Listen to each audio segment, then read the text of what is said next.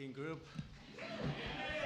I see some people oftentimes, like politicians behind me, it's not so pretty. That is a very good-looking group of people.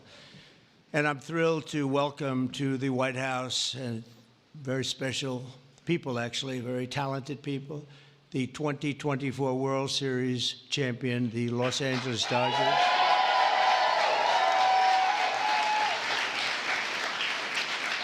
And I want to congratulate you on a legendary season, and I watched it very closely. Some of those teams were home teams, and you did a big number. You're really amazing how it all came out and how it all ended. With us today is Dodgers owner and chairman Mark Walter. Thank you very much, Mark. Congratulations. President Stan Kasten, one of the greatest managers of the really ever to wear the Dodger blue, Dave Roberts. What a time he's had.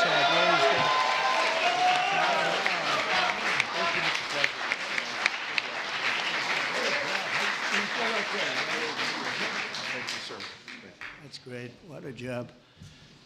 I think he would have lasted even with George Steinbrenner, right? I love George, but he was very quick. He would, you lose 2 games and you were fired, right? Great job, Dave. Also want to recognize Secretary of Agriculture. We have some great people, Brooke Rollins, who, you know, when I came to office, they said the eggs are gone through the roof. Eggs. I said, what the hell are they talking about? I was there for 4 days and they were blaming me for eggs, and they've gone up like 6 times or something, some record number, you couldn't get them. And I gave it to Brooke, and I just saw the other day they're down 73%, right? That's pretty good. And the press doesn't mention that. Nobody talks about it, so but I know. Secretary of Labor, Lori Chavez DeRimmer, thank you, congratulations. The Chief of Staff, Susie Wiles, who's a big Dodger fan, by the way. Susie, thank you. And we have also Representatives Kevin Kiley, Congressman Kevin Kiley, Young Kim, thank you, congratulations, great job. Jay Obernolte, Jay, thanks, Jay. Nanette Barragan. Nanette, where's the, hi Nanette, oh, look at that, huh, what nice outfit. One of my favorite people, Gus Bilirakis, Congressman. Hi, Gus. Addison McDowell, new to the Congress, but doing a great job. Thank you, Addison. A real good baseball player and a friend of mine, Roger Williams, great job. And another new congressman, but he's been there a long time in a mental sense, because he has really done a job, and he knows Congress very well. He was with me for 7 years. Brian Jack. Brian, congratulations, Brian. And others, we have a couple of senators here. I just don't particularly like them, so I won't introduce. Over the course of this amazing season, the members of this team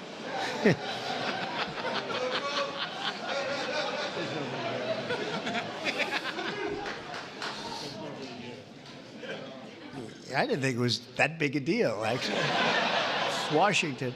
Over the course of this amazing season, the members of this team gave us some of the most incredible performances ever seen on the baseball diamond. In all of baseball history, only 6 players have ever hit 40 home runs and stolen 40 bases in a single season. And an elite group known as the 40-40 Club. It's a 40-40 club, and very few people make it. But unanimous National League MVP, Shohei Ohtani.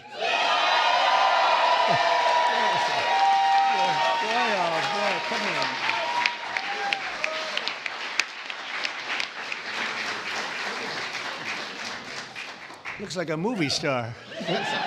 He's got a good future, I'm telling you. He shattered all of those records last year. Think of it, all of them. And he did something even more, because he became the first ever member of the 50-50 club. So 40-40 is top. Hitting 54 home runs and 59 steals, and an accomplishment unparalleled in 149 years of Major League Baseball. Think of that. That's just incredible. Even more incredibly, Shohei clinched that achievement in what some have called the greatest game ever. Was it that good of a game? Huh? That was a pretty good game, actually, right there. Is he good? Only getting better. And he's getting better. Getting better. That's scary for a lot of people, huh?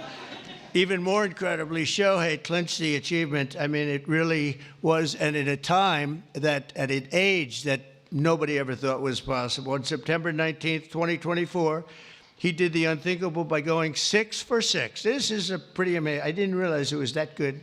I saw that game, 6 for 6 against the Marlins with 3 homers, 10 RBIs, and a pair of stolen bases. Other than that, it was not a great game. How many people have gone 6 for 6? Just period, right? Not very much, right? Maybe a dozen. Maybe a dozen. Amazing. As you know, the Dodgers were down a lot of talent on the mound last season due to injury. The resilient group used 40 different pitchers, the most ever by an eventual World Series championship team. They had to go and get them. I don't know how they got them and where they got them, but they got them because they won.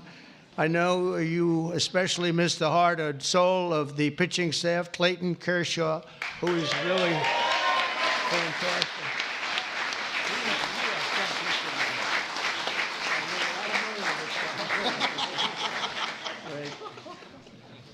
These are the best-looking people I've ever seen. It's incredible. But Clayton has been unbelievable, and if you look at his records and you look at the stamina, the endurance that he's had, and we're really happy to have him. I'm glad to meet him. I've watched him for a long time. He's a young guy yet, but you are a young guy, but I've watched you for a long time. So congratulations, amazing. All year, the Dodgers faced down adversity. You entered the playoffs battered and bruised, but not broken. When you ran out the healthy arms, you ran out of really healthy. They had great arms, but they ran out. It's called sports. It's called baseball in particular, and pitchers, I guess you could say, in really particular. But the starting rotation during the National League Division Series, this scrappy Dodgers bullpen shut out the Padres, saved the season, and forced Game 5.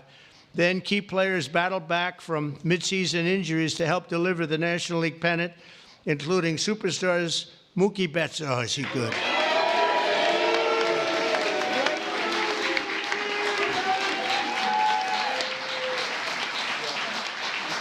Good looking.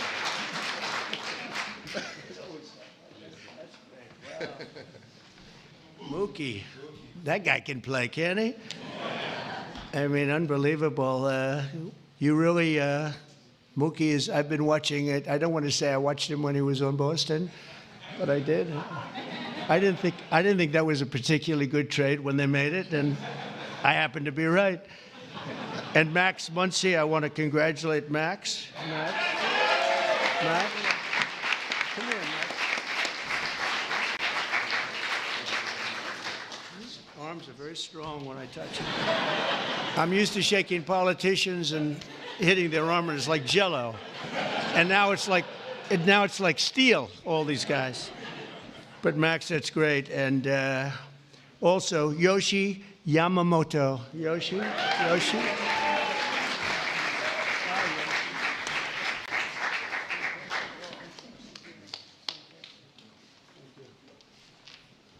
Wow, what great athletes.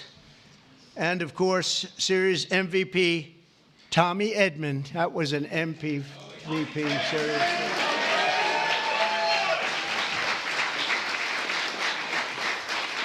a good feeling, right?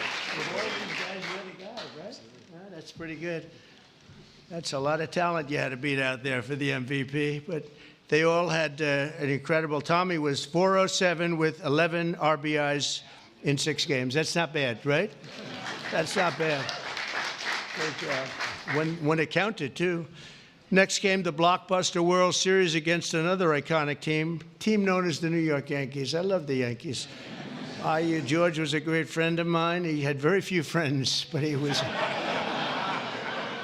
And if you want to sit for 9 innings with a game watching the Yankees play with George, you were exhausted by the end of the game. It was actually hard work, but we love George.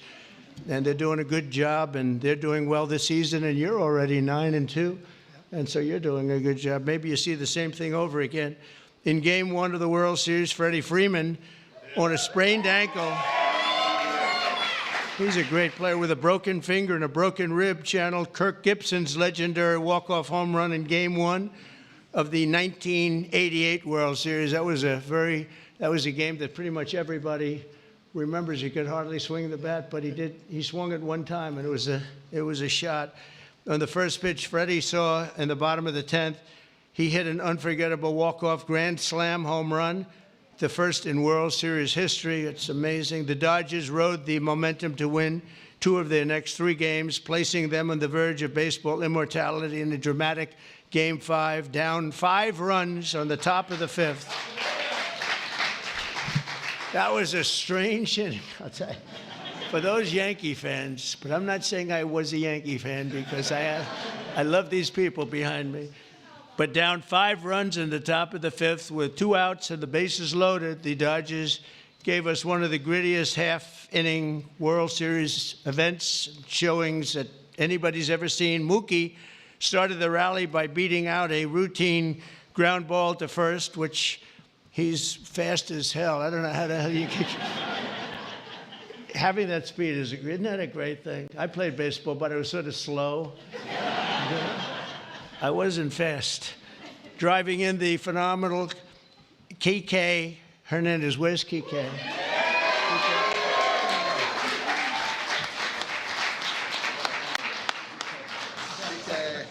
It's a hell of a group. Then Freddie drove in 2 more runs, and Teoscar Hernandez drove in another couple of runs.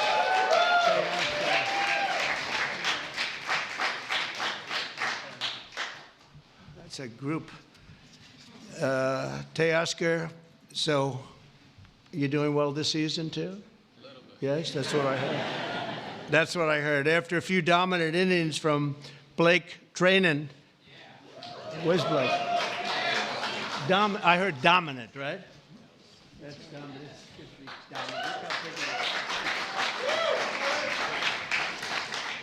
Great job, Blake. And the team was crowned the World Series champion against a great team. The Yankees are a great team and always a great franchise. And I guess, I don't know, like 28 or something. They've won a lot, probably, maybe more than any team in history overall.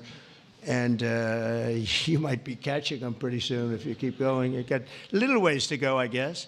The scouting report at the start of the series said that the Dodgers could win by focusing on the fundamentals, and that's exactly what they did.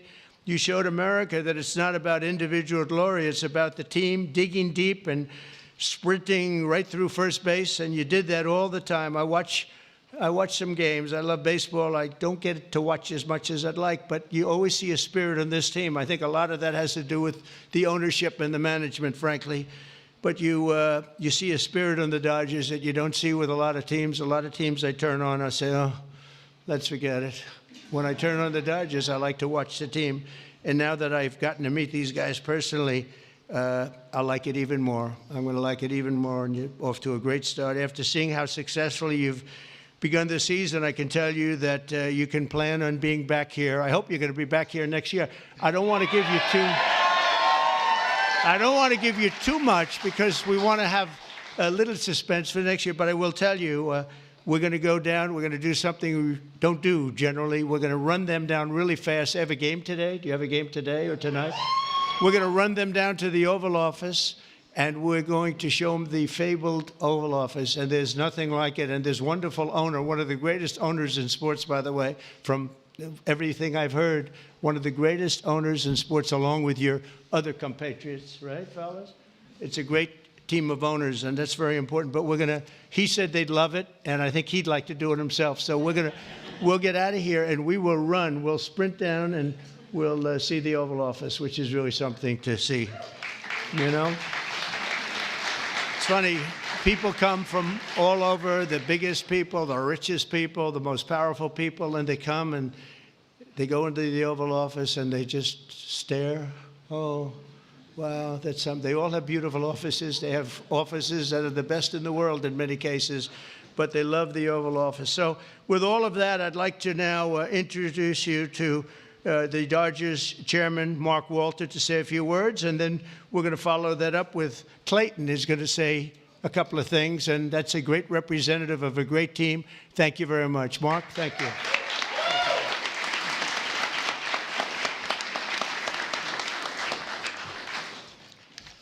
Well, thank you very much. We're very pleased to participate in the tradition of bringing champions to the White House. Last season was an incredible season. We won the World Series. Second time in 2020, and since 2020, and only 8 times in our seasons, our history. We played in front of almost 4 million fans, and we had many millions more on television. Our global following has soared, and not only from Shohei Ohtani, but also from Mookie Betts, Freddie Freeman, Clayton Kershaw, and many, many more. Alongside this on-field success, we have been deeply immersed in our community. Our players and managers have supported have each had foundations and support for communities. Our trust last year has committed $100 million to help Chicago or LA Fire. And so on behalf of the organization, I want to thank you. Thank you very much.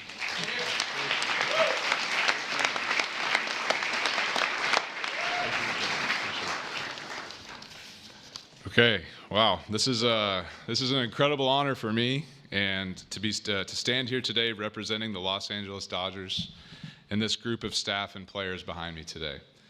The 2024 Los Angeles Dodgers season is one that will go down the history books, always holding a special place in the hearts of myself and those there with me, as well as millions of Dodger fans around the world. This organization exemplifies what it means to come together as one for a greater purpose and to represent something so much bigger than themselves. The selflessness and humility that each one of these players and staff have shown over the last year is truly an inspiration. They have constantly played hurt, switched positions, and taken the ball to put the team first.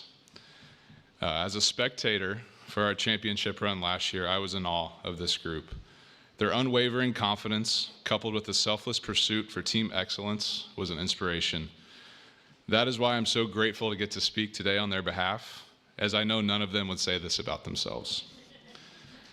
Moving forward, I hope the 2024 Dodgers can serve as an inspiration to many like they were to me, not just in sports, but in life, remembering to put others before ourselves. It moves a team and a society forward. So thank you for allowing me to speak today, because the story of the 2024 World Series champion Los Angeles Dodgers is a true joy to get to tell, and it's because of the extraordinary people that are behind me and their incredible pursuit of excellence. Thank you.